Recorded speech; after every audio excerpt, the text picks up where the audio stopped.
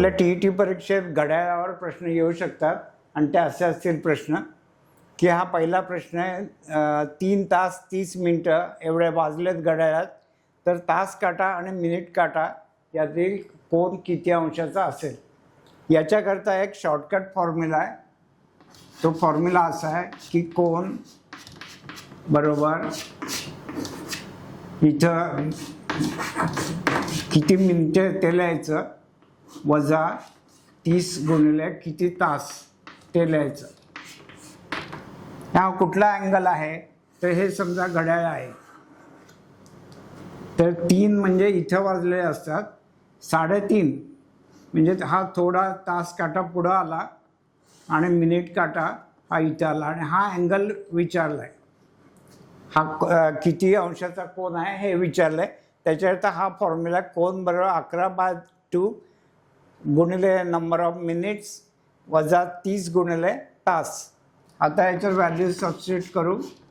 म्हणून मिनिट्स किती आहेत 30 मिनटं आहेत वजा 30 गुणिले तास 3 तास आहेत म्हणून इथं 3, मग हे 15 आणि 11 गुणिले 15 165, 165 वजा 90 म्हणजे 75 अंश.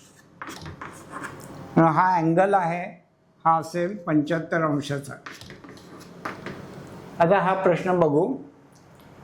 3 तास 30 मिनटं वाजले असतील तर आरशातल्या घड्याळात किती वाजले दिसतील. आरशात किती वाजले दिसतील तर हे आपल्याला काढायचं आहे. त्याच्याकरता ही पद्धत आहे की 11:60 याच्यातून हे 3 तास 30 मिनटं वजा करायचे. हे वजा केले इथं 30 मिनटं येईल आणि 8 येतील. म्हणजे आरशात 8:30 वाजलेले दिसतील. लगेच आन्सर येतं. हा तिसरा प्रश्न आहे. इथं 24 तासाचं घड्याळ आहे असं आपण समजलो आणि 15 तास 30 मिनटं हे जर वाजलेले असतील तर आरशात किती वाजलेले दिसतील. आता इथं आपण काय केलं 11:60 केलं. हा 24 तासाचा घड्याळ आहे म्हणून इथं 23 तास आणि 60 मिनटं करायचं आणि याच्यातून हे 15 30 वजा करायचे. 15 तास आणि 30 मिनटं हे वजा केले तर इथं हे 30 आलं आणि इथं 8 आलं. म्हणजे आरशात 8:30 दिसतील. आता कॅलेंडरवर विचारले जाणारे प्रश्न आहेत ते आपण बघू. हा पहिला प्रश्न आहे. 2020च्या प्रजासत्ताक दिनी रविवार होता, तर 1 मे 2020ला कोणता वार होता. आता हे कसं आपण कॅलेंडरचा प्रश्न सोडवायचं बघा. आधी तुम्हाला हे माहिती पाहिजे की जानेवारीमध्ये 31 दिवस असतील, फेब्रुवारीमध्ये समजा ते लीप इयर असेल तर 29 दिवस, लीप इयर नसेल तर 28 दिवस. लीप इयर आहे हे कसं ओळखायचं तर ते इयर आहे समजा 2020 आहे, त्याला जर 4ने निशेष भाग जात असेल तर ते लीप इयर असतं. हा 2020ला 4ने भाग जातो म्हणून हे लीप इयर आहे. आणि लीप इयर असेल तर फेब्रुवारीमध्ये 29 दिवस असतात. इतर लीप इयर नसेल तर 28 दिवस असतात. नंतर मार्च 31, एप्रिल 30, मे 31, जून, जुलै आणि ऑगस्टला 31 असतात. हे लक्षात ठेवायचं. जुलै आणि ऑगस्टला 31 आहेत आणि नंतर 30 आणि 31. आता वार कसा ठरतो बघा. की समजा की 1 तारीख आहे, महिन्याची 1 तारीख आहे, त्याला समजा रविवार आहे. 1 तारखेला रविवार आहे तर +7 केले तर 8 तारीख यायचे. 8 तारखेलाही रविवार असेल. +7 केले तर 15 तारखेलाही रविवार असेल. 15 + 7 केले तर 22 झाले. 22 तारखेलाही रविवार असेल आणि +7 केले म्हणजे 29 झाले. 29 तारखेलाही रविवार असेल. म्हणजे समजा 30 दिवस आहेत. 30 दिवसात नंतर कोणता वार असेल, 30 दिवसानंतर कोणता वार असेल असं जर काढायचं आहे तर पद्धत अशी आहे की 7 याला भागा, 7 चौक 28 झाले की बाकी उरली 2. ही 2 जी बाकी आहे म्हणजे 2 दिवस पुढं जायचं. जितके दिवस आहेत त्याला 7 भागायचं. 7 भागल्यावर बाकी किती येते ते बघायचं. समजा 2 बाकी आली तर 2 दिवस पुढं जाणार वार. आता हा प्रश्न पाहू. 2020 प्रजासत्ताक दिनी रविवार होता, तर 1 मे 2020ला कोणता वार असेल? आता याच्यात प्रजासत्ताक दिन म्हणजे 26 जानेवारी. तर 26 जानेवारीपासून 1 मेपर्यंत किती दिवस आहेत ते आता आपण मोजू. 26 जानेवारी म्हणजे जानेवारीमध्ये इथं लिहिलं 26 जानेवारी आणि इथं आहे 1 मे. मग किती दिवस आहेत बघू. आता 31 वजा 26 म्हणजे 5 दिवस. फेब्रुवारी हे लीप इयर आहे म्हणून 29 दिवस. त्याच्यानंतर मार्च आहे 31, एप्रिल आहे 30 आणि 1 मे. तर हे किती दिवस झाले आपण मोजू. हे 90 झाले. 90 आणि 5 95 आणि 96. 96 एकूण दिवस झाले. याला 7ने भागायचं.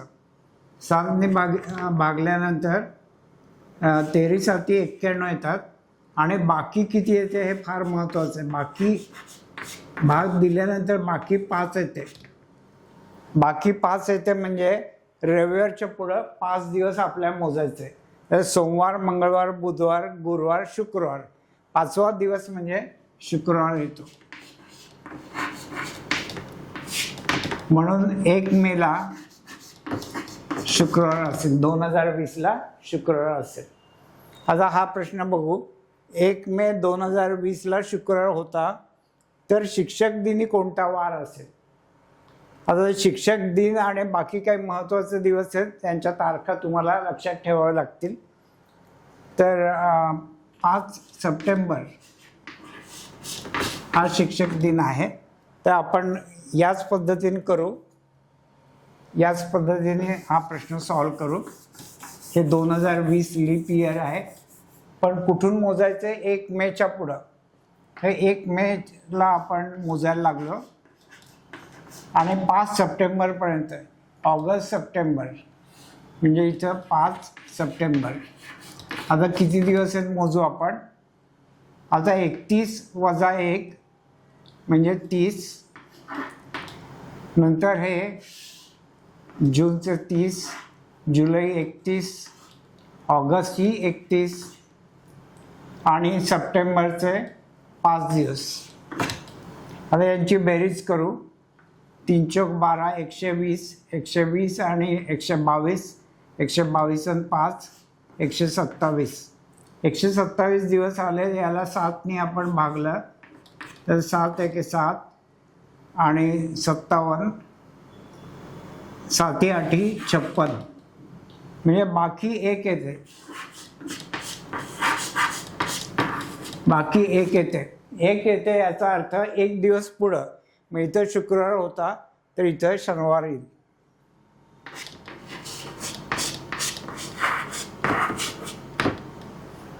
शनिवार हे उत्तर आहे. अजून एक प्रश्न आहे. 7 जानेवारी 2021ला गुरुवार आहे, तर बालदिनी कोणता वार होता? तर 7 जानेवारी 2021ला गुरुवार आहे. 7 जानेवारीपासून सुरू करायचं आहे. जानेवारीच्या इथं 7 जानेवारी आणि बालदिन म्हणजे 14 नोव्हेंबर. 14 नोव्हेंबर आहे म्हणजे इथं आलं नोव्हेंबरमध्ये 14 नोव्हेंबर. आता याच्यामध्ये किती दिवस आहेत आपण बघू. आता 31 वजा 7 24 दिवस.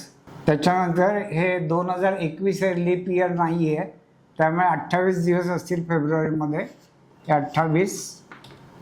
नंतर हे 31 असतील, हे 30 असतील, हे 31 असतील, हे जून 31, जुलै 31, जून 30 आहे जुलै 31, ऑगस्ट 31, सप्टेंबर 30, ऑक्टोबर 31 आणि ऑक्टोबरनंतर नोव्हेंबर 14. नोव्हेंबर 14 आहे. म्हणून आता प्रत्येक ठिकाणी 7नी भाग देतो आणि किती उरतात ते लिहितो. याला 7नी भागलं तर 7 त्रिक 21, 3 उरतात. याला 7नी भागलं तर 0 उरतात. याला 7नी भागलं तर 7 चौक 28, 3 उरले. याला 7नी भागलं तर 7 चौक 28, 2 उरले. इथं 3 उरले. 7 चौक 28, इथं 2 उरले. इथं 3 उरले. इथं 3 उरले. इथं 2 उरले. इथं 3 उरले. आणि 14ला 7नी भाग दिला तर 0 उरले. हे एवढे दिवस उरलेत ही एक वेगळी पद्धत आहे. याच्यातून आपण लवकर काढू शकतो. 3 आणि 2 5, 5 आणि 3 8, 8 आणि 3 11, 13, 16, 18, 18 आणि 3 21, 21 आणि 3 24. 24 दिवस आहेत. त्याला 7नी भागायचं तर 7 त्रिक 21 येतं आणि बाकी 21मधून बाकी 3 येते. बाकी 3 येते म्हणजे 3 दिवस पुढं. आता इथं गुरुवार आहे, शुक्रवार, शनिवार, रविवार. म्हणजे रविवार हे आपलं उत्तर येईल आणि 14 नोव्हेंबरला रविवार येईल. मेंटल ॲबिलिटी हा सब्जेक्ट, हा टॉपिक आहे. हा बऱ्याच कॉम्पिटेटिव्ह एक्झाम्सला असतो. जसं TETलाही आहे, त्याचप्रमाणे MPSC, सिव्हिल सर्व्हिसेस, सगळीकडे पोलीस भरती, बँक भरती, सगळीकडे मेंटल ॲबिलिटीवर क्वेश्चन्स विचारले जातात. मेंटल ॲबिलिटीमधला एक पार्ट आहे तो आहे की कंप्लीट दी सिरीज. एक कुठलेही 4-5 नंबर दिलेत, 1, 2, 3, 4, याच्या पुढचा नंबर कोणता. तर काहीतरी लॉजिक असलं पाहिजे. तर नेहमी पहिली स्टेप आहे की या दोघातला डिफरन्स बघायचा. या दोघातला डिफरन्स आहे 1, याच्यातला डिफरन्स आहे 1, याच्यातला डिफरन्स आहे 1. आणि मग आपण लॉजिकली म्हणतो की प्रत्येक वेळेला डिफरन्स 1 आहे आणि म्हणून पुढचा नंबर हा डिफरन्स 1 असेल आणि 5 असेल. तर हे सगळे क्वेश्चन्स आहेत. काही सोपे आहेत, काही अवघड आहेत. प्रत्येक वेळा आपण बघणार की ते त्यांचे मल्टिपल आहेत का त्यांचे स्क्वेअर्स आहेत, किंवा हे दोन्ही नसेल तर दोघातला डिफरन्स आहे तो बघायचा आणि त्याच्यात काय रिलेशन मिळते का बघायचं. आता हा प्रश्न आहे. याच्यात 13 आणि 2 15, 15 आणि 3 18, 18 आणि 4 22, 22 आणि 5 27. म्हणजे हा डिफरन्स आहे. हा डिफरन्स 2, 3, 4, 5 म्हणजे पुढचा डिफरन्स 6 असेल. अर्थात त्या ऑप्शनमध्ये असलं पाहिजे.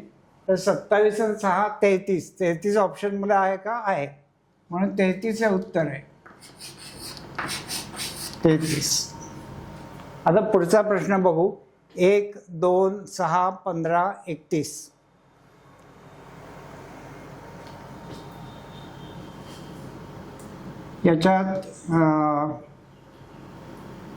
याच्यातला डिफरन्स आहे तो 1 आहे.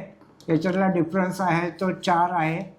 याच्यातला डिफरन्स आहे तो 9 आहे आणि याच्यातला डिफरन्स आहे तो 16 आहे. मग काय दिसतं तुम्हाला डिफरन्समध्ये? 1, 4, 9, 16 हे स्क्वेअर्स आहेत.